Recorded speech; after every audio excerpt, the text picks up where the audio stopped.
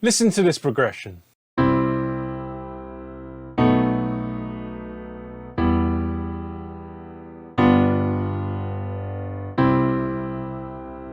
What is it about these chords that makes it sound good? Let's go back to basics to explore the reasons why. In music, a chord is a group of notes played together. The most basic type of chord is called a triad. This consists of 3 notes. The root note, the main note that gives the chord its name. The third, a note that's a major third interval above the root. The fifth, a note that's a perfect fifth interval above the root.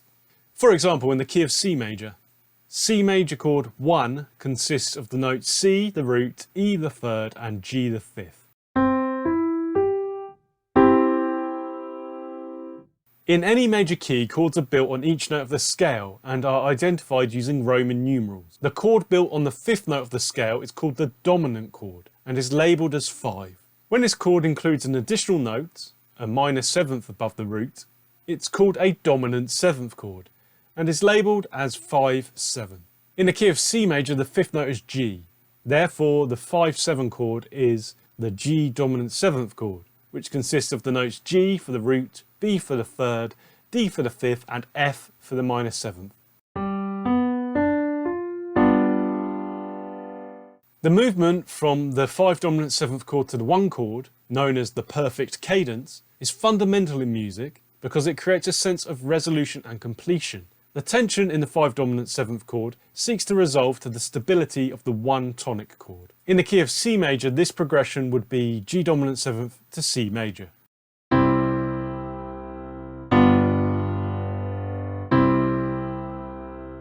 I like to think of chords in a key like buildings in a city. I'll link a video at the end of this one explaining this in more detail for you. But for the sake of understanding secondary dominance, we just need to know that I consider the 1 tonic chord to be like a home. It's where we feel safe and secure. And the 5 chord is like a place of work, such as an office block. It's a place of tension and stress, which is relieved by moving back home. With that in mind, let's now try and think of things differently. What if we were to treat other chords in the key like they are the home tonic chord? How would we signpost this to the listener?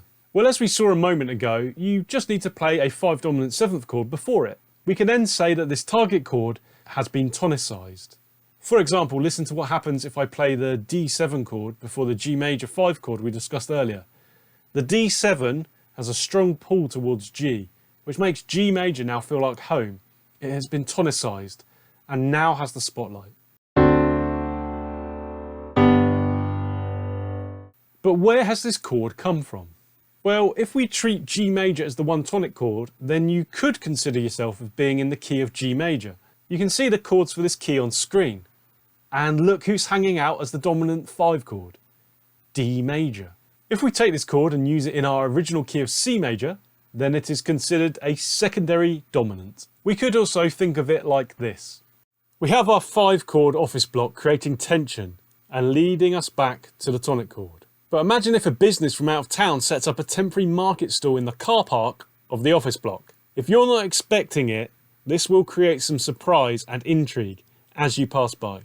If it's busy and unfamiliar, you might start to feel some tension from the crowd and the noise. To escape the chaos, you might seek refuge in the nearest building that you know well. In this case, it would be the office block. Imagine your temporary relief from escaping this new tension and stress. You might start to think more kindly about the building that you are now in. This is like secondary dominance.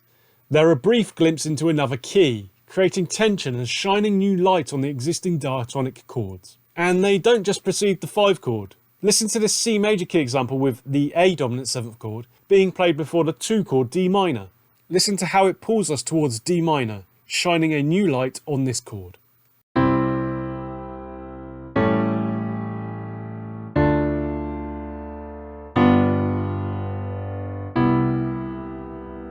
Secondary dominance can easily be found by moving up a 5th interval, which is 7/2 steps, from any diatonic major or minor triad before forming a 5 chord relationship with the original chord. For example, if we want to find the secondary dominant for the 6th chord A minor in the key of C major, then we count up 7/2 steps and construct a major chord from this root note. So counting up 7/2 steps from A, we arrive at E. So the secondary dominant of A minor is E major. Secondary dominants are always major chords. and as you've seen, these are often played as dominant 7th chords. Here's how that sounds when used in a progression.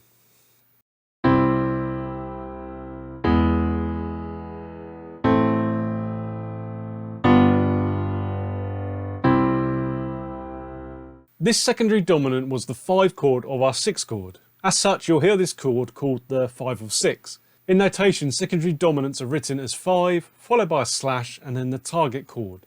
In this case, 5/6. If this all seems a bit confusing, and you just want help with basic major key chord progressions, or writing your first song, then check out my course, Write Your First Song in 1 Hour. Learn more at writeasongnow.com. There's also a link in the description. In major keys, every diatonic chord except the 7 diminished chord can be approached with a secondary dominant. The 5 of 1 is just the 5 chord, so if we discount that, you have the following secondary dominants. You can see the key of C major on screen now. Each of these secondary dominants has a slightly different feel and use, like different types of market stalls setting up in the car parks of our Chord City buildings. So let's explore these in more detail now. 5 of 2 is commonly seen at the end of song sections to signpost that we're getting near the conclusion. It's also really common in blues and jazz turnarounds. Have a listen to how it feels in this classic 2-5-1 progression with all 7th chords in the key of C major.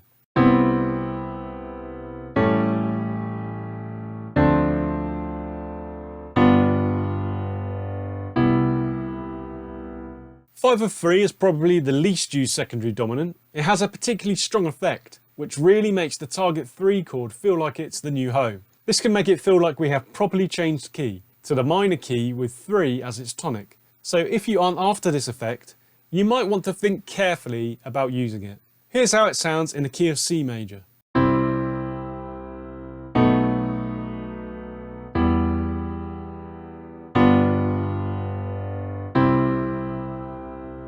Five of 4 is an interesting chord. If you remember when looking at the secondary dominants in the key of C major, this chord is just a tonic chord, C major. So on the face of it, this is pretty useless.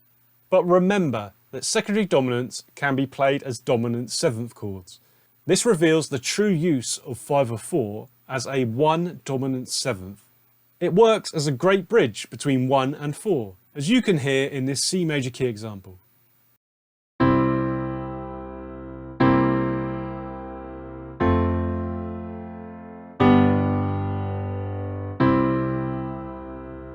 Five of 5, or the dominant of the dominant, can play a role in what's known as a double authentic cadence. This is a popular way to enhance the pullback to the 1 chord in a chain of chords. Here's a jazzy example of it in the key of C major.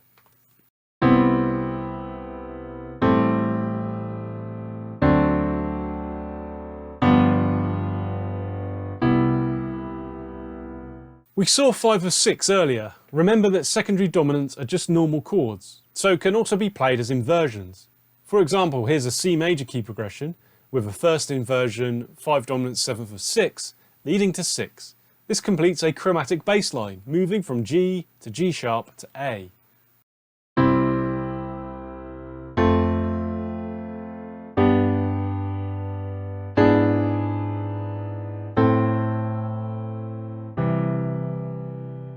So if you're thinking about using secondary dominants, an easy thing to do is just choose a chord in an existing progression that you want to target and then play the relevant secondary dominant before it. But secondary dominants have use beyond this main function. They don't have to resolve to the target chord if you don't want them to. Because they are non-diatonic chords, they introduce a note that is a half step away from notes that appear in chords other than the target, which pulls the ear towards those chords in a similar way. Here's a few different ideas that you can try out. 5 of 5 to 4, 5 of 6 to 4, and 5 of 2 to 6.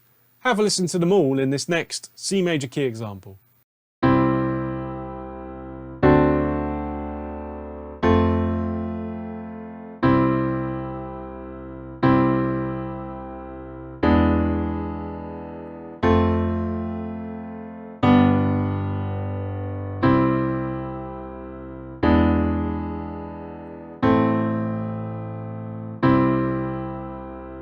So far we've only looked at major key examples, but secondary dominants can also be used in natural minor keys. For example, have a look at the secondary dominants in the key of A minor on screen. They apply to the chords flat 3 to flat 7. The dominant of the minor 1 tonic is sometimes called a major 5 chord, and like major keys, the diminished chord doesn't have a secondary dominant. The 5 of flat 3 is the same as the flat 7 chord.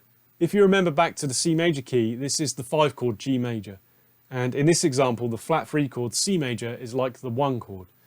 That's because A minor is the relative key of C major, using the same chords. The 5 of 4 is the major version of the 1 tonic chord. This can cause some problems if you are trying to stay in the key, as the minor tonic helps us to maintain the minor tonal centre. Unless you want to really get into modal mixture, it's best avoided. 5 of 5 is a useful chord in minor keys. As suggested earlier, 5 in minor keys is often played in both minor and major forms, so the 5 of 5 can lead to both versions.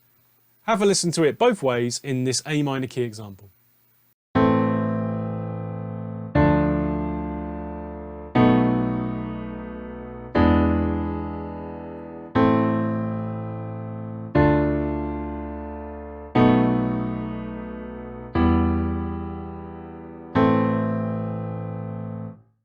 Five of flat 6 is another secondary dominant that works in minor keys. Here's how that looks in the key of A minor.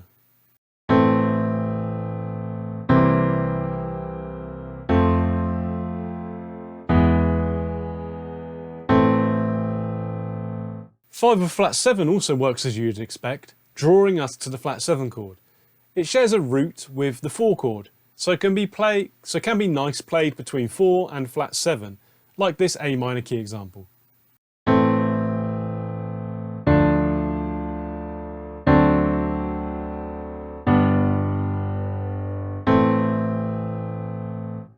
The problem with secondary dominance is that it can soon become confusing about where these chords come from and what is still in the key.